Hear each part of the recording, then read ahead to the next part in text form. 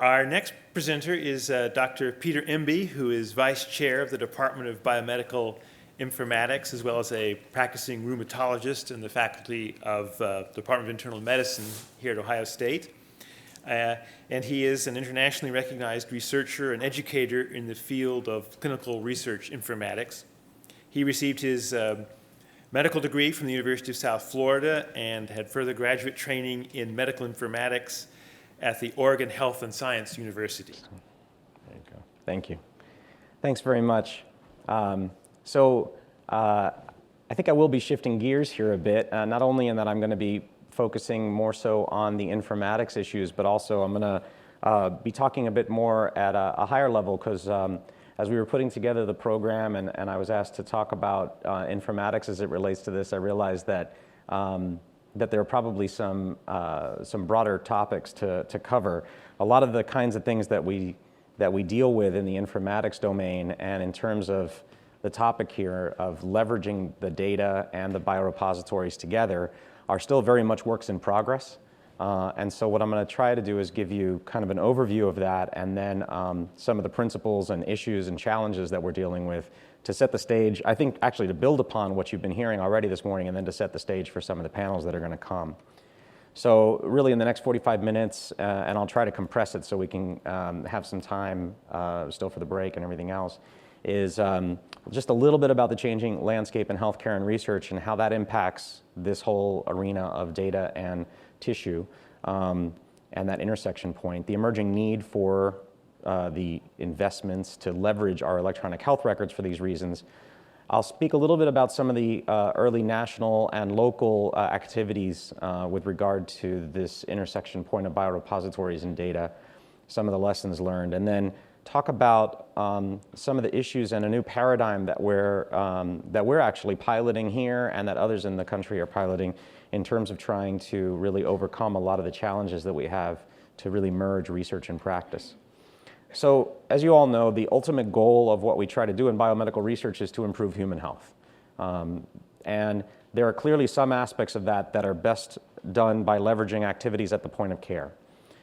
Two main aspects of that and sort of bridging research and care include, of course, bringing research activities and research findings to the point of care to inform evidence-based practice. But also to practice evidence-based medicine, of course, we need to generate that evidence. And ideally, that would be done through activities that are informed very intimately by what it is we do at the point of care. And there are multiple national initiatives that are trying to advance us toward that goal of really leveraging what we do in healthcare as not only an excellent healthcare enterprise, but a laboratory, if you will, to learn about what we need to be doing better for the patients of tomorrow. So there have been substantial investments in our country in research over the last 50 years, and even though we've seen a bit of a decline recently that a lot of us lament and hopefully will turn around, there really have been major investments in biomedical research. Over $100 billion annually is spent on biomedical research. Of course, this is now a decade old, but we did have a tripling of the funding a decade ago. We also had a one-time increase in ERA funding. And of course, the CTSA program is still ongoing, which has really transformed a lot of what we do at academic health centers like ours, including having workshops like this. So the investments in data-driven research and initiatives are ongoing, and they really rely, in a lot of cases, increasingly on being able to leverage our health IT investments. So for whether you're talking about comparative effectiveness research or pharmacovigilance or the kinds of research that we want to do by leveraging our biorepositories, we really expect that we're going to be building upon these health IT investments that hospitals like ours are making. But there are a lot of challenges to doing that. And so as Sung and Crowley and others wrote over a decade ago, we have these translational blocks that really get in the way of what it is that we're trying to do to bring research findings from the bench to clinical studies and ultimately from clinical studies to practice. And there are a lot of challenges that we try to tackle in terms of achieving that, whether it's issues of public participation in clinical research, including, for instance, consenting to allow us to use data and tissue, developing the information systems that will allow us to leverage that, having an adequately trained workforce to do that work, and then the perennial issue of funding. And removing those blocks requires a multidisciplinary effort, and it's a complex undertaking, which is why we haven't solved it in the last decade since they wrote the article. There continues to be a lag time. It's probably not quite this bad anymore, but because we're working on it. But it's been estimated that there's a 17-year lag time to achieve just 30% penetration of today's clinical research findings into practice. And if you look at basic science discoveries, it's been estimated that the lag time there for some key discovery to make its way into the majority of people really benefiting from it is about a quarter of a century. So we need to do a lot better, and there are major investments ongoing to do that. On the health IT side, we have a lot of investments that have been made in terms of EHR adoption. HIE is Health Information Exchange, so having exchanges between systems within communities, and then the establishment and adoption of consistent standards to allow us to do data exchange that's really critical to achieving that kind of reality.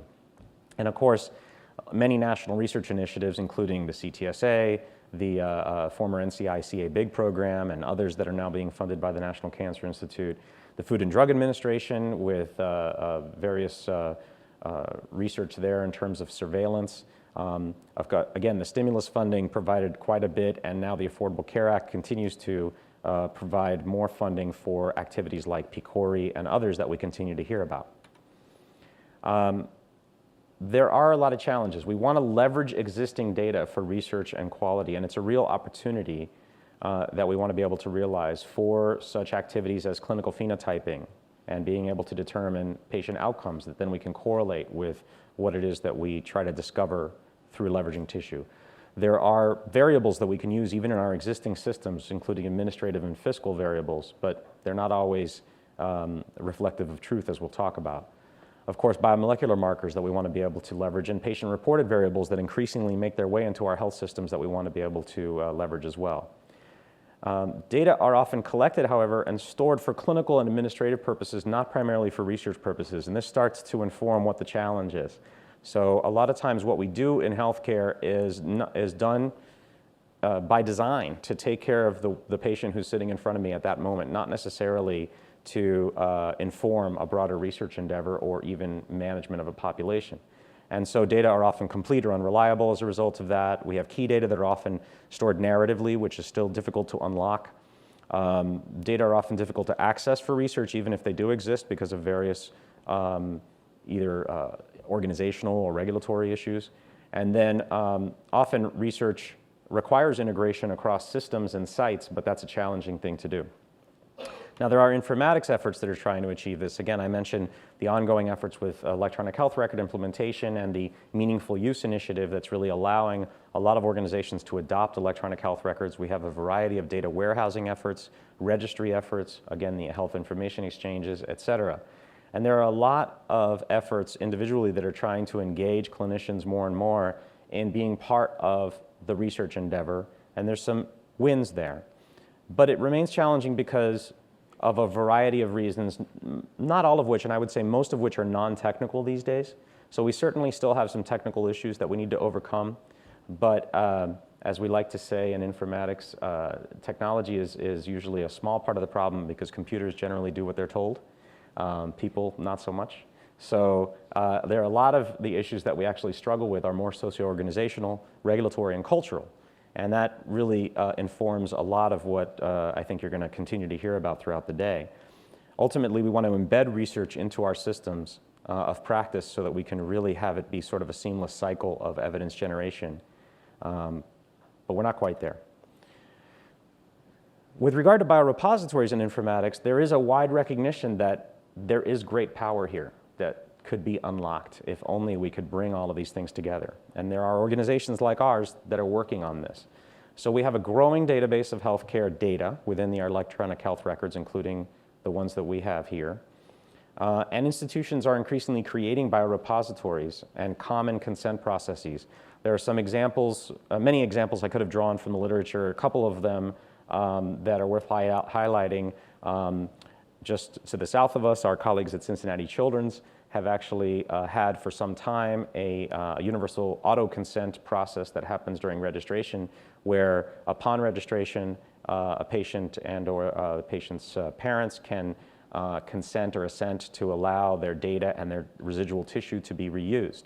And this has been something that they've been able to get off the ground years ago, and it's had some challenges, technical and otherwise, but it's working to a great extent. Vanderbilt University, famously in our circles, has published articles about an opt-out process whereby they actually routinely collect and use residual specimens to perform genomic analyses on tissue and combine that with what they call their synthetic derivative, which is a de-identified data set from their electronic health record that allows them an incredible repository of data and specimens and DNA in particular to be able to do genome-wide association studies and others. So there are ways of accomplishing this, and again, we have some examples here that I'll touch on that are really sort of showing us the way of how we can begin to make this a reality.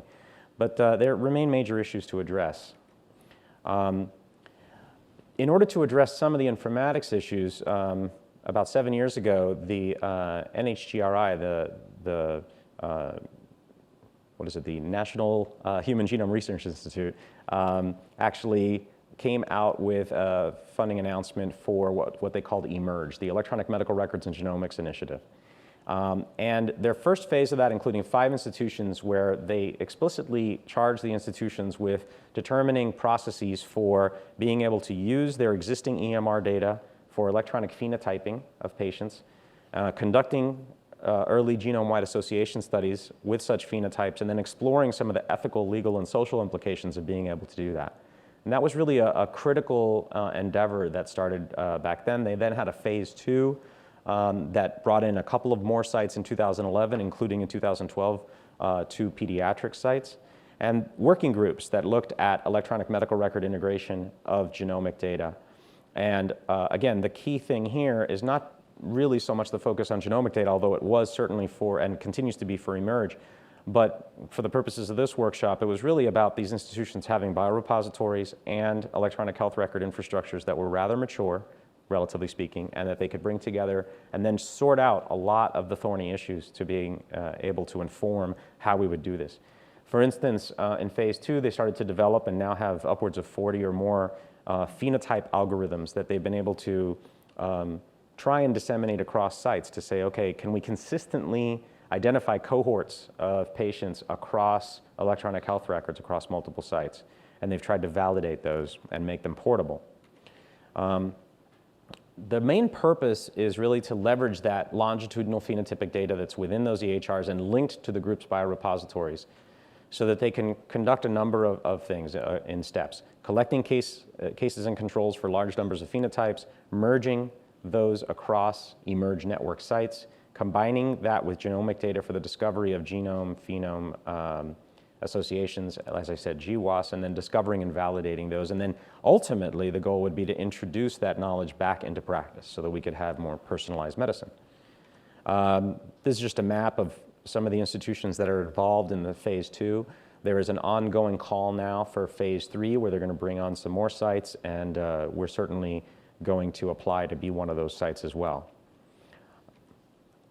This is a chart that may be difficult to read from the back, but it represents some of the variability that I thought was very interesting given this discussion of biorepositories. So if you look at the various institutions, they have biorepositories of varying sizes.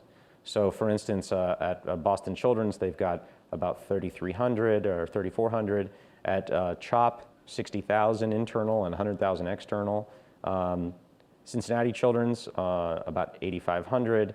Geisinger has 35,000. So you can see quite a variability. Vanderbilt, 155,000, thanks to their opt-out approach, I'm sure, and the fact that they've been going about this for quite a long time.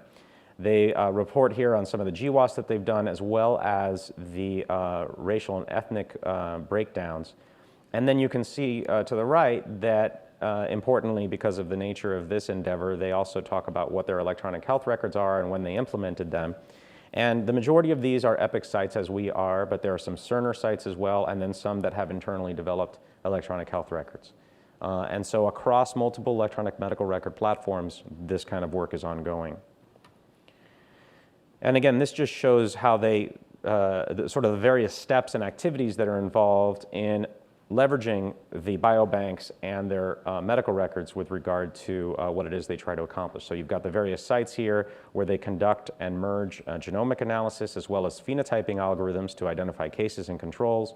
They then can perform discovery, ultimately, hopefully, identifying novel variants, returning those results, and sorting through the ethical and regulatory considerations so that they can finally, once they've figured out what's clinically actionable, integrate that back into the electronic medical record. So that's sort of the goal with regard to that project. One of the things you can do when you merge biorepositories and electronic medical records.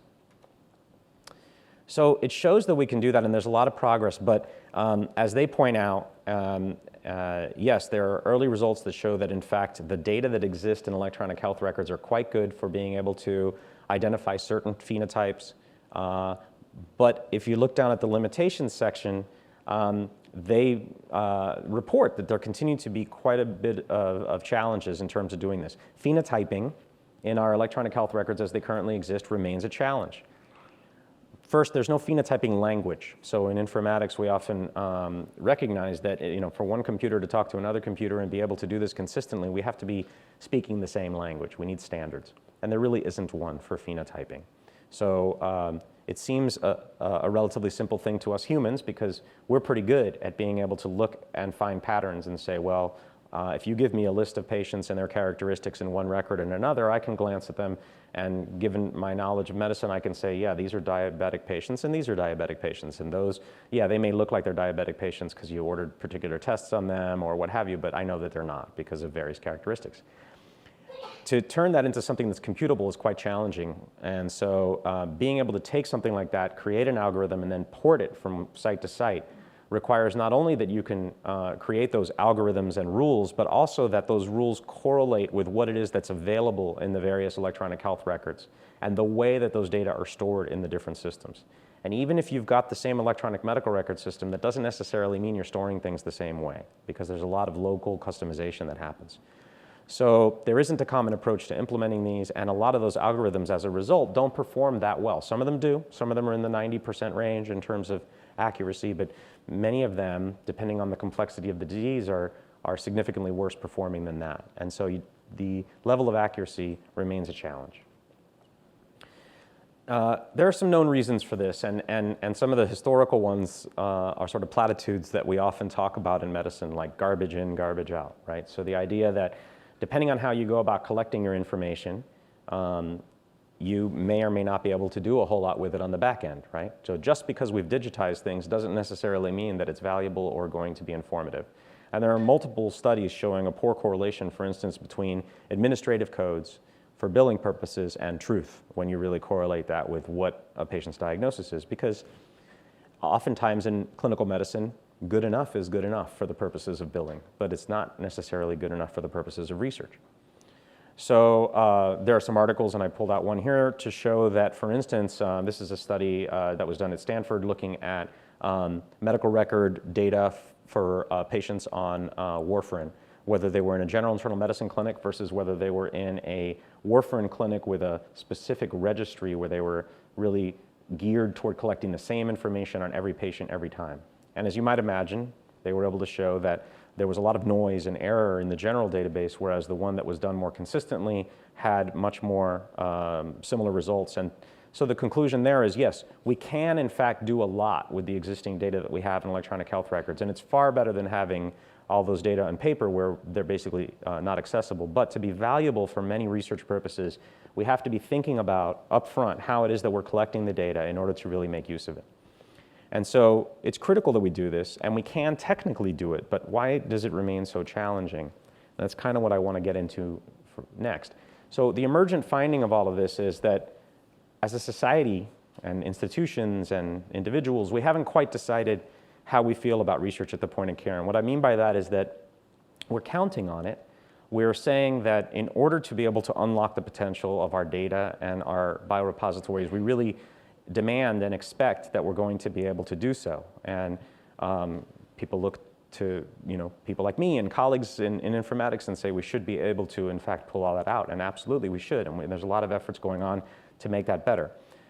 But even though we're investing in initiatives that require us to do a better job at that, we're not fully embracing and supporting it. And we know that because we have these persistent headwinds to sort of what it is that we're trying to do. So when we go out and try to leverage the data or try to collect the specimens and bring all that together, it's challenging. And the underlying reason for that, I would argue, is that our current research practice paradigm states that there's a particular appropriate relationship between research and practice that informs a lot of what we do when we design our health systems, when we design our electronic medical records. That we need to bring evidence to practice. The connection point between research and practice is research findings should be brought to practice. We all agree on that. That's been established for over 30 years now. But that suggests a unidirectional relationship. So this is one of many diagrams I could have pulled from the literature describing the evidence-generating medicine, rather the evidence-based medicine approach. So you generate the evidence from research, you synthesize the evidence, you develop that into clinical policies, and you apply the policies, and then you take into account patient circumstances, the evidence, and patient wishes, and you make clinical decisions. This is ideal, and if done, and we don't do this well enough, frankly, but this is how we should be practicing medicine, and it is the ideal. But having said that, it does suggest a unidirectionality between research and practice, and that informs a lot of what we do. So the implication of this is that clinical care and research are distinct activities, that they overlap mainly at the application of evidence, and so the information flow from an informatics perspective is unidirectional as well. But we know this is no longer the case, right? Again, we're trying to leverage the data from clinical care for sending data back the other direction, right? And specimens and knowledge and resources. But the persistence of this paradigm still gets in our way in a lot of different ways. So what are some of the effects? Well, there's little to no consideration of research during the planning and implementation, for instance, of health information systems, including electronic health records. That limits our ability to invest in and leverage clinical resources to advance research. And there really aren't incentives built into our system for non-researchers to engage in research activities, to consent, to recruit, to collect data and specimens, to really do the kind of work that we all need done in order to be able to then do the science. Even if it's part of our institutional mission, even at places like OSU and Nationwide Children's and others where it's part of our mission to do research, it's still the case that we have clinicians who are paid to see patients. And that is, in fact, what they're paid to do. So they're not actually paid to do research, at least those whose job is not to do research. So it prevents, this persistent paradigm oftentimes prevents us from seeing that the stakeholders are really aligned, whether it's physicians, patients, or the health system, from recognizing the reality that to practice evidence-based medicine, we need to generate that evidence, and this requires some changes in the way that we design our systems and practice. Why is an informatician talking about this? Because we're dealing with data all the time, and we see the flaws in it. We know that data are essential to realizing the potential of what we're trying to do, but we also see, perhaps more than most, the errors that are contained, the quality issues that make them unusable or challenging, at least, to use for research, and that a lot of that information doesn't really reflect truth. And again, that the notion that if we digitize everything, we're going to be fine is a fallacy. We certainly are better off, but it's not quite all the way there. And the effects go beyond data, too. Again, underlying this paradigm is that research is too often an afterthought. And so as we're practicing, we really need to be thinking more actively about what it is we're going to do down the line. There's also implications to our regulatory policies, and there are multiple groups looking at this nationally. And of course, that informs the policies that we make locally because we have to comply with regulatory and legal laws and regulations. So that leads to wasted investment and delays in advancing medical science. There's also, again, implications to the healthcare financing model, et cetera. So that's all terribly depressing, and I apologize. But what is the answer? And I think we're starting to see what the answer is, which is really turning this on its head. So an evidence-generating medicine paradigm is one that we've been talking about for a while and published about, and we've been moving that forward here with some pilot examples. And I think this is part of what's going to help us sort of complete the cycle as opposed to having that unidirectionality. And what it really speaks to is the idea that we should have a systematic incorporation of research and quality improvement considerations into the organization and practice of healthcare to advance biomedical science and thereby improve health. And that, combined with evidence-based medicine, recognizes that rather than this unidirectionality shown up there in that diagram, we should in fact have an evidence cycle. Okay, and this is something that people have been talking about for a while. What that suggests is that there are, in fact, that clinical care activities are not entirely distinct from research activities, that we have to consider evidence-generating medicine when we practice just as much as evidence-based medicine to advance science and care, that there are, in fact, a lot of evidence-generating medicine activities going on. We just don't label them as such and recognize them and therefore foster them. That it's key to achieving this cycle, and that there are multiple enabling factors and stakeholders that are key to making that a reality that all have to be engaged and buy into the vision in order to be able to make it a reality. And you see some of them listed down there. Enabling factors around policy and organizational issues, fiscal and administrative issues, and informatics and health IT issues, and then all the various stakeholders at the local, regional, and national levels. From my perspective, there's also, of course, there are informatics issues, but again, as I've been emphasizing, there are fiscal, cultural, and socio-organizational issues, and it's part of what we're trying to do across various initiatives. Nationally, as I mentioned, electronic health records are being pushed forward by this national investment in incentives that are tied to what's called meaningful use. The idea that if we meaningfully use our electronic health records, then we get some incentives from the federal government that have been set aside, and eventually penalties if we don't do it. So there's a lot of economic incentives to encourage organizations like ours to adopt electronic health records, and that's why you see it happening so much now. And those are opportunities. And the thing that's really great is that those who came up with the policies had in mind from the very beginning that even though we're down here right now in terms of our goals of just achieving adoption and being able to use these systems, the ultimate goal is to achieve rapid learning and technological advancement and ultimately transform healthcare. And there's a recognition that, again, this is an article that was written by the Chief Science Officer of the Office of the National Coordinator for Health IT, which is the government agency that runs the Meaningful Use program, really encourages and pays for the adoption, or at least subsidizes to some extent the adoption of electronic health records. And this was written in Science Translational Medicine, the idea that through a network of electronic health record equipped organizations, we should be able to not only improve care, but improve biomedical research, public health, and healthcare quality improvement. So that's the goal nationally, which is a good thing.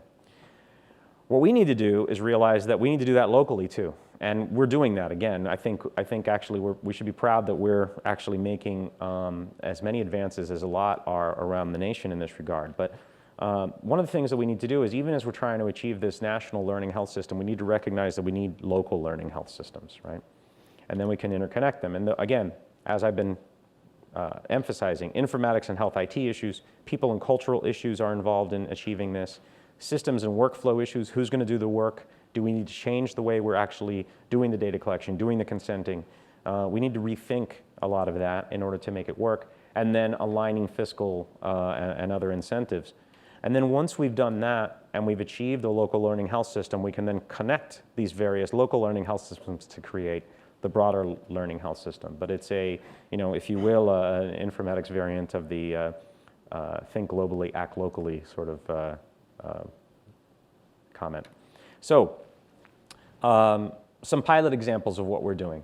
For instance, here at OSU and at Nationwide, we have pilots that have gone on to establish local learning health opportunities, right? So in a rheumatology division, we took what was previously a very fragmented, sort of disjointed way where every rheumatologist had their own way of documenting, for instance, what they were seeing in their patients with rheumatoid arthritis, and the Division of Rheumatology engaged in a deliberate effort to determine what it is that we needed to be collecting at a minimal level on every patient with rheumatoid arthritis, and make sure that we did that consistently, designed our templates as such, reorganized our people so that we had the right people doing the work. It wasn't just the physicians doing it, it was the medical assistant, it was the patient filling out certain forms, and everybody did it such that we were able to achieve this consistency about what it is we're collecting in rheumatoid arthritis to be able to really make sense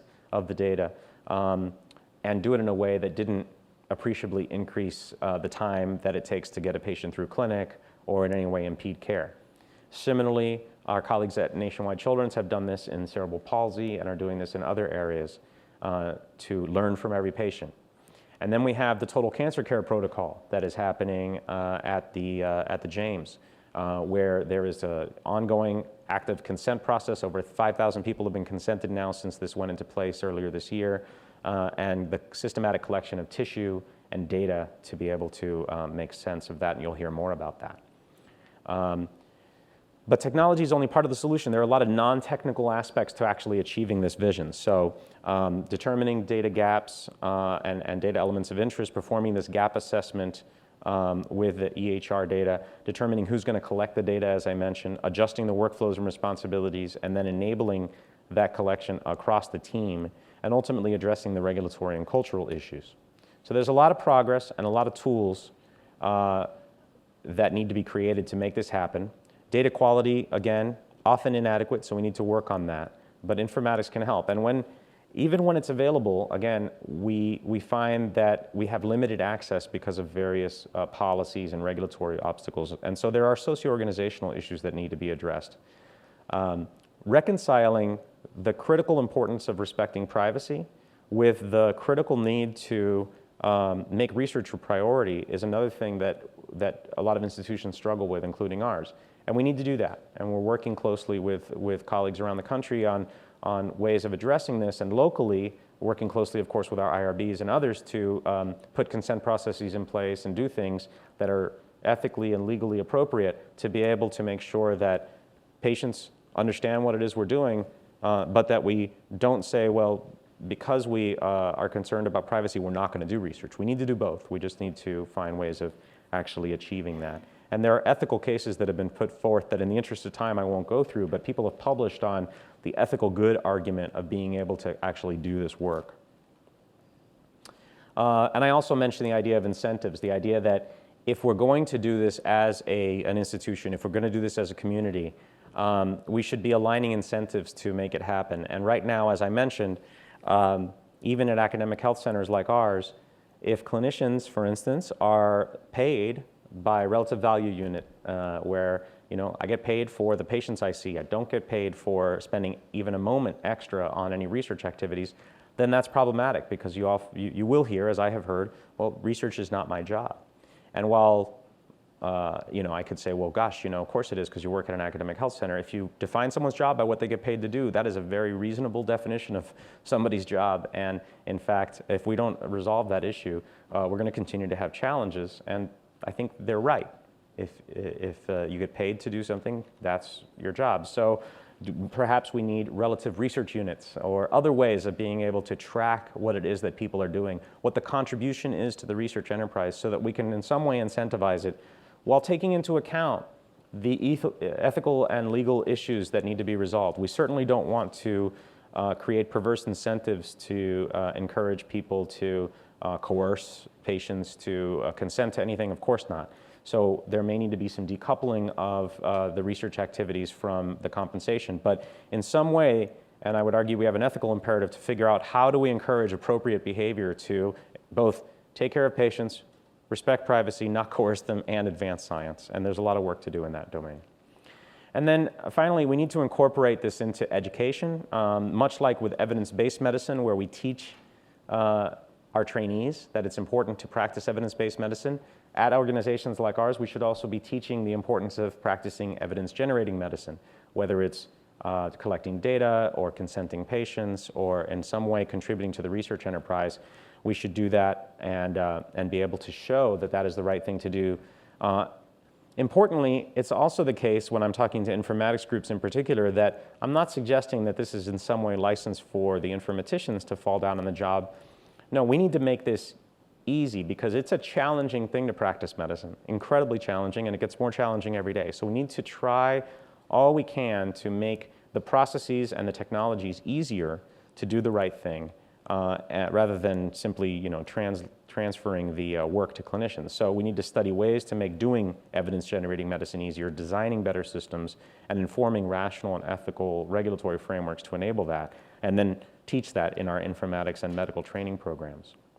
So in conclusion, if we want to really unlock the potential of our tissue and data repositories, and I would argue it's an imperative that we do that because we do want an evidence-generating medicine paradigm in place, then we have a lot of work to do. We have to improve our systems, we have to increase the resources, we have to align the processes and policies that we have to enable that as a deliberate measure, not as something that happens on the side. And driven by those goals, we shouldn't be apologetic about that. We shouldn't be saying, gosh, maybe, please, could we? No, in fact, we must do this because it is really critical to what it is that we are charged with doing, certainly as a CTSA site, but anyway, as an academic health center, it's something that we must do to advance knowledge, to be able to take better care of our patients tomorrow and their children and all of us, and to maximize our investments, because we're spending a lot of money on health IT, and it's a real shame if all we end up with is digitized paper. What we really need is to be able to leverage this information. And we can do that. We just need to deliberately think about all the downstream benefits we want to gain so that we can make more effective use of our limited research and healthcare dollars to advance both missions. So I would conclude by saying I'm not at all doom and gloom about this. It's a very exciting time to be doing it. I think it's just a lot of work to do, but we're making a lot of progress, and I think we're in a good place here in terms of what we're achieving.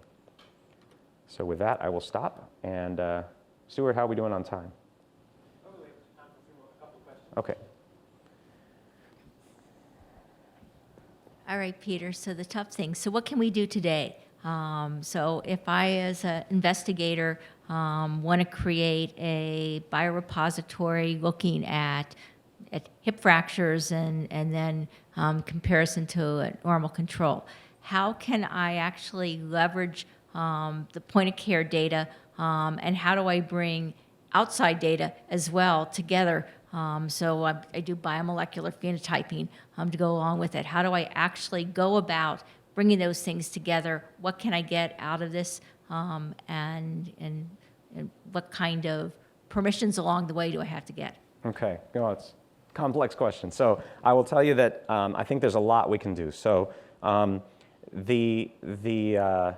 right now, what we have at Ohio State is, in fact, a number of biorepositories, right? And I think we're going to hear a bit more about those throughout the day. One of the things that we're poised to do, I think, is to have consistency across those. And I think that's sort of one level of effort that is ongoing. So, I think as you'll hear throughout the rest of the day, it's probably the case that we should start to leverage, much like Dr. Ramirez was talking about this morning, the idea that if we had consistent, really highly robust biorepositories, and even though costly, probably less costly to do things in a centralized way than to do things as sort of ad hoc, mom and pop kind of freezer in your lab sort of operations because of the downstream sort of risks of doing that kind of a thing. So first thing I would encourage on the biorepository side is to talk to people like Dr. Ramirez and others, and maybe follow the example, for instance, of the Cancer Center in terms of how it is that we're doing this as an organization. And I think we're working on that. On the data front, on the electronic health record front, there's a lot that can be done. I think what we found with the rheumatology example and with others is that one of the really critical things that we need to do is determine within our specialties, within our particular domains, and sometimes, for instance, even with rheumatology, just looking at each of our diseases, what are the minimal data that we actually need to be collecting consistently? Are we in fact collecting those, doing some kind of a gap analysis? Can we extract those from the electronic health record because they're being collected and consistently so? And then determine a way to get that out. And actually, next tools of the trade, we'll be talking about registries. And one of the things we'll be talking about there is a bit more detail on how it is that you can establish a registry, which I think is a key coupling to the biorepository question. But answering that question is the hardest part. What is it that you need to be collecting? So you were talking about hip fractures. What are the key data that you need? Are you in fact collecting it? What's the gap right now? Do you need to make any changes in that?